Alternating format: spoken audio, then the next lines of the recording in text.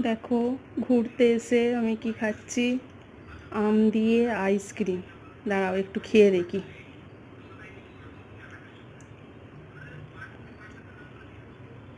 ঠিক বুঝতে পারছি না, আর একটু খেয়ে দেখি। আইসক্রিম দিয়ে আম, মানে আম দিয়ে আইসক্রিম ভাবা যায়? একটু খেয়ে দেখি।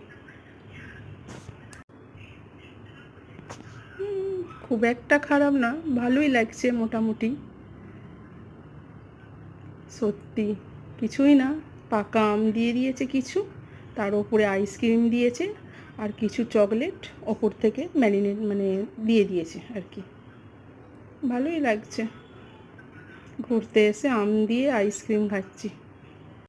একদিন ঘরে ট্রাই করব, তোমরাও করতে পারো। শুধু পাকা আম, তার উপরে আইসক্রিম, একটু চকলেট দিয়ে ট্রাই করো কিন্তু অবশ্যই সবাই।